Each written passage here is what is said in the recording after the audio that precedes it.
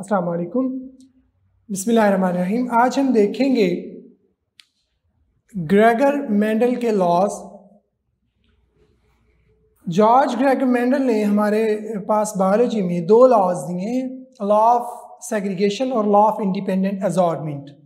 आज हम देखेंगे मेंडल का लॉ ऑफ सेग्रीगेशन। स्टार्ट करते हैं। मेंडल्स लॉज ऑफ इनहेरिटेंस जो दो हैं, लॉ ऑफ सेग्रीगेशन को आज हम देखेंगे। जॉर्ज ग्रेगर मेंडल 1822 में पैदा हुआ और इसकी डेथ होती है 1884 में। ये एक प्रीस्ट था। प्रीस्ट मतलब ईसाइयों का मजहबी रहनुमा, और इसने अपने चर्च के गार्डन में बहुत सारी रिसर्चेस की मटर के पौधों पर। He researched for 11 years। इसने 11 साल रिसर्च की 1854 से 1865 तक, और इसने सर्च किया गार्डन पी यानी मटर के पौधों पर, जिसका साइंटिफिक नेम है पाइसम सैटिवम। इसने पाइसम सैटिवम यानी गार्डन पी को ही क्यों चूज किया रिसर्च के लिए, उसकी कुछ वजह हैं। वो वजह हैं गार्डन पी की ट्रेड्स, इसकी खुसूसियात। वो क्या खुसूसियात हैं वो यहां पर लिखी हुई हैं, पेपर में पूछी जाती हैं। Number 1, easy to cultivate. ये एक छोटा पौधा था, गार्डन में आसानी से उगाया जा सकता था इसलिए। नंबर 2, ये हर्मेफ्रोडाइट था, मतलब इसके फूलों में मेल और फीमेल दोनों रिप्रोडक्टिव ऑर्गन्स जो हैं एक ही फूल के अंदर मौजूद थे। ऐसे ऑर्गेनिजम्स को हम मोनोइशियस भी बोलते हैं। The organism that have male and female reproductive organs in the same individual. Third बात है, ये पौधा सेल्फ फर्टिलाइजेशन करता था। सेल्फ फर्टिलाइजेशन पॉसिबल थी, एक पौधे को किसी दूसरे से फर्टिलाइजेशन करने की जरूरत नहीं थी। एज वेल ये क्रॉस फर्टिलाइजेशन भी करता था। दोनों पॉसिबिलिटीज मौजूद हैं।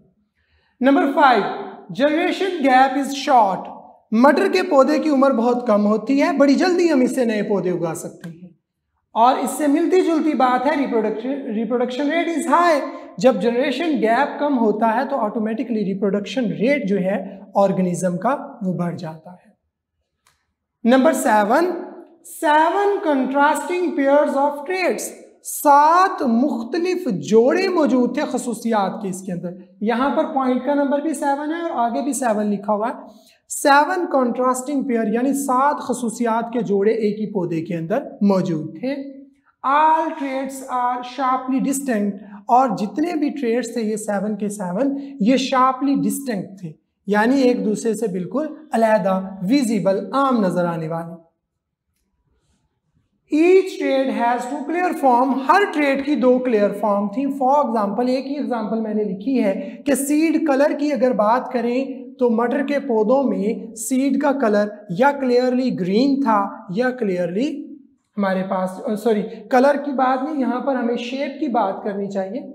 कलर भी है लेकिन मैंने नीचे शेप की बात की तो हम यहाँ पर लिखेंगे शेप। सीड की जो शेप है वो 2 डिस्टिंक्ट शेप्स हैं, राउंड एंड रिंकल्ड।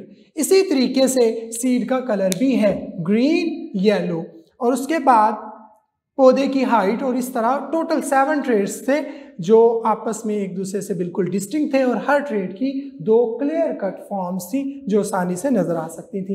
इन बातों की बिना पर उसने जो है मटर के पौधे को चूज किया रिसर्च के लिए। अब शुरू करते हैं लॉ ऑफ सेग्रीगेशन का पहला एक्सपेरिमेंट। एक्सपेरिमेंट स्टार्ट होता है सबसे पहले, at first he established true breeding lines. उसने ट्रू ब्रीडिंग लाइंस एस्टैब्लिश की, यानी जो कलेक्शन थी उसके पास मटर के पौधों की, वो उनको सेल्फ फर्टिलाइज करवाता गया। उसने एक पौधों को पकड़ा और सेल्फ फर्टिलाइजेशन करवाता गया। जब उसने देखा कि जनरेशन आफ्टर जनरेशन ये सारे पौधे राउंड बीज ही पैदा कर रहे हैं, तो उसने कहा अब ये ट्रू ब्रीडिंग लाइन है, इसके अंदर किसी चीज़ की मिक्सिंग नहीं है, ये सारे पौधे generation after generation round seed produce कर रहे हैं। वो एक ट्रू ब्रीडिंग लाइन जो है एस्टैब्लिश हो गई। एज वेल इसने दूसरी जगह पर एक पौधों की कलेक्शन ली, जनरेशन आफ्टर जनरेशन उनको जो है करवाया क्रॉस, और जब उसने जनरेशन आफ्टर जनरेशन देखा कि सभी पौधे जो है रिंकल्ड सीड प्रोड्यूस कर रहे हैं, तो एक दूसरी जो है ट्रू लाइन हमारे पास स्टैब्लिश हो गई रिंकल्ड की। तो दो लाइंस हमारे पास डिस्टिंक्ट हो गई, एक राउंड सीड पैदा करने वाले पौधे, प्योर राउंड सीड पैदा करने वाले, और दूसरे हमारे पास आए रिंकल्ड सीड प्रोड्यूस करने वाले पौधे। ये हो गई जी ट्रू ब्रीडिंग लाइंस स्टैब्लिश होगी। आगे डेफिनेशन है, ट्रू ब्रीडर ऐसा पौधा होता है, true breeders upon self fertilization, जब ट्रू ब्रीडर्स की सेल्फ फर्टिलाइजेशन करवाएं, give offspring identical to parents, वो ऐसी औलाद पैदा करते हैं जो बिल्कुल अपने पेरेंट्स से आइडेंटिकल हो, यानी सारे राउंड जो ट्रू ब्रीडर होंगे वो जितनी भी क्रॉस करवा लें उनकी सब ऑफस्प्रिंग्स जो हैं वो राउंड ही होंगी। इनको हम दूसरे लफ्जों में कहेंगे होमोजाइगस। क्रॉस 1 उसने करवाया, ट्रू ब्रीडर राउंड लिया और यहां पर true breeder wrinkle seeded plant उसने लिया, दोनों प्लांट्स को उसने करवा दिया क्रॉस। क्रॉस में रिजल्ट ये निकला कि जो F1 थी फैलिलियल 1 पहली जनरेशन, वो सारी की सारी ने राउंड सीड प्रोड्यूस किए, 100% राउंड, यानी राउंड वाला ट्रेट आया और रिंकल्ड एक भी पौधा पैदा नहीं हुआ। ये थी पेरेंट 1 पहले पेरेंट जो उसने क्रॉस में यूज किए, और पहले पेरेंट से बनने वाली पहली नस्ल को उसने कहा F1 फैलिलियल 1। फैलिलियल 1 सारी की सारी क्या है, राउंड सीडेड है। उसने ये कंक्लूड किया कि चूंकि गोल होने की खसूसियत ने ओवरकम कर लिया रिंकल्ड होने को, राउंड सीडेड प्लांट्स ने जो ये इनका ट्रेट है राउंड सीड प्रोड्यूस करने का, उसने मास्क कर लिया रिंकल्ड को और राउंड डोमिनेंट हो गया। He stated round trait as dominant, उसने कहा बीज का गोल होना डोमिनेंट है, एंड रिंकल्ड एज रिसेसिव, और रिंकल्ड होना रिसेसिव है because round masked the wrinkled expression, round वाली खसूसियत ने ढांप लिया, ख़त्म कर दिया, छुपा लिया रिंकल्ड वाली खसूसियत को। तो यहाँ पर डोमिनेंट और रिसेसिव उसने क्लियर कर दिया कि राउंड खसूसियत जो है वो डोमिनेंट है और रिंकल्ड वाली रिसेसिव है। नेक्स्ट उसने क्रॉस 2 करवाया, ही सेल्फ फर्टिलाइज्ड F1, उसने फैलिलियल 1 को जो है उसने सेल्फ फर्टिलाइज कर दिया। ये फैलिलियल 1 है जो यहाँ पर उसके पास आबादी आई पौधों की, इसने इन्हीं पौधों को सेल्फ फर्टिलाइज कर दिया। दोनों पौधे इसी फैमिली से उसने लिए, फैलिलियल 1 से, इसी जनरेशन से दोनों पौधों को उसने क्रॉस किया। हम इन पौधों के गैमीट्स को सेपरेट कर लेते हैं। फॉर एग्जांपल ये मेल है, ये फीमेल है, या एक ही पौधे में 2 सेक्सेस हैं, ये 2 तरह के गैमीट्स बना सकते हैं, capital R small r, capital R small r. जब कैपिटल आर वाला गैमीट कैपिटल आर वाले गैमीट से मिलता है तो कॉम्बिनेशन बनता है कैपिटल आर, और जब ये वाला गैमीट स्मॉल आर वाले गैमीट से मिलता है तो कैपिटल और स्मॉल आर, और सेम ऐसे ही यहाँ से कैपिटल आर, यहाँ से स्मॉल आर, और इन दोनों में यहाँ से स्मॉल आर। अब ये जब जनरेशन आई उसके पास, अब ये F1 का सेल्फ क्रॉस है, और जो दूसरी जनरेशन आई उसने उसे कहा फैलिलियल 2, यानी दूसरी नस्ल। फैलिलियल 2 में ऑब्जर्वेशंस ये थी कि फिनोटिपिकली 4 में से 3 हिस्से राउंड सीडेड थे और 4 में से 1 हिस्सा रिंकल्ड सीडेड प्लांट का आ गया। ये ऑब्जर्वेशन थोड़ी जो है अनएक्सपेक्टेड है। हमने राउंड और रिंकल्ड का क्रॉस करवाया, राउंड डोमिनेंट हो गया फिनोटिपिकली, बट अब तो दोनों ही फिनोटिपिकली राउंड थे ना, तो उसके दरमियान से रिंकल्ड कहां से आया? This one was the thing. यही पॉइंट है। उसने कहा कि जो चीजें इनकी खसूसियात को इनके अंदर कंट्रोल कर रही हैं राउंड में थी और रिंकल्ड में थी। राउंड यहां पर डोमिनेंट हो गया, लेकिन उसके अंदर अभी वो चीजें मौजूद थी जो रिंकल्ड को रिप्रेजेंट कर रही हैं, और वो जाके यहां पर दोबारा रीअपीयर हो गई, दोबारा एक्सप्रेस हुई सेकंड जनरेशन में। यही चीज प्रूफ करती है कि सेग्रीगेशन होती है। वो चीज़ें जो खसूसियात को कंट्रोल करती हैं जानवरों के अंदर, जब मियोसिस होने लगती है, जब गैमेटोजेनेसिस होने लगती है, जब स्पर्म्स और एग्स बनते हैं, रिप्रोडक्टिव सेल्स बनते हैं, तब क्या होता है कि वो खसूसियात को कंट्रोल करने वाली जो चीज़ें हैं जिनको ग्रेगर मेंडल ने एलिमेंटीन कहा, वो एक दूसरे से सेपरेट हो जाती हैं और बाद में फिर वो शफल होकर रीअरेंज होती हैं। तो यहाँ से प्रूव हुआ लॉ ऑफ सेग्रीगेशन। बहरहाल अब ये फिनोटिपिकली हमारे पास 3/4 जो राउंड थे और 1/4 क्या थे, रिंकल्ड सीडेड प्लांट्स थे।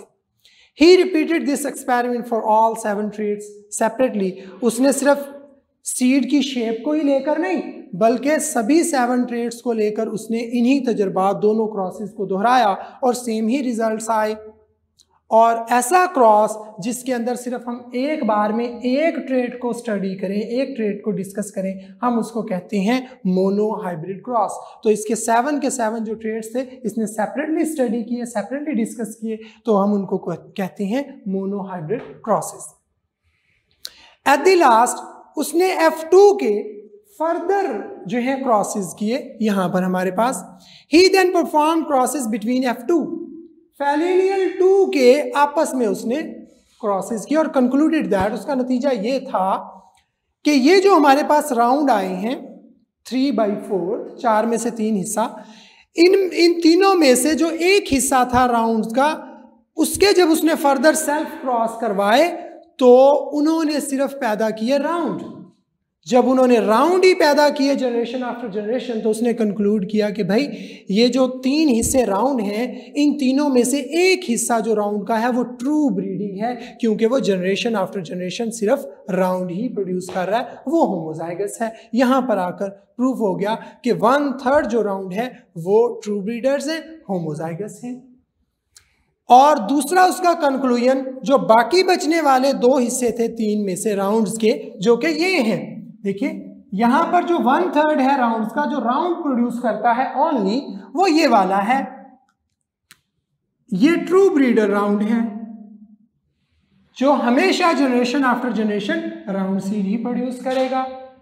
और ये जो 2/3 है, 3 में से 2 हिस्से, वो ये दोनों हैं, इन्होंने दोनों प्रोड्यूस किए, राउंड भी और रिंकल सीडेड प्लांट भी। तो ये होमोजाइगस ना हुए, ये हैं हेटेरोजाइगस। और थर्ड कंक्लूजन उसका, all wrinkle produced wrinkled only, जो रिंकल्ड थे सभी के सभी, उन्होंने जनरेशन आफ्टर जनरेशन सिर्फ रिंकल्ड ही प्रोड्यूस किए। मतलब रिंकल सीडेड प्लांट जो थे वो भी क्या थे, होमोजाइगस थे और ट्रू ब्रीडर थे। मैंने फिर दोबारा कंक्लूजन यहाँ पर लिख दिया कि जो पहली बात का कंक्लूजन है कि 1/3 जो है राउंड्स के, वो राउंड ही ओनली प्रोड्यूस करते हैं, इसलिए वो ट्रू ब्रीडर हैं, होमोजाइगस हैं, सेम अलील्स कंटेन करते हैं। और दूसरे नंबर पर जो 2/3 ऑफ राउंड्स थे, उन्होंने राउंड और रिंकल्ड दोनों प्रोड्यूस किए, तो वो नॉट ट्रू ब्रीडर्स, वो ट्रू ब्रीडर्स नहीं थे, उनमें अलील्स डिफरेंट थी और वो हेटेरोजाइगस थे। And the last one, wrinkled सिर्फ रिंकल्ड ही प्रोड्यूस कर रहे हैं, तो रिंकल्ड भी ट्रू ब्रीडर्स हैं और होमोजाइगस ही हैं। आज के लिए इतना ही। नेक्स्ट हम देखेंगे the second law of Gregor John Mendel, जो है लॉ ऑफ इंडिपेंडेंट असॉर्टमेंट। आज के लिए इतना ही। अल्लाह हाफिज।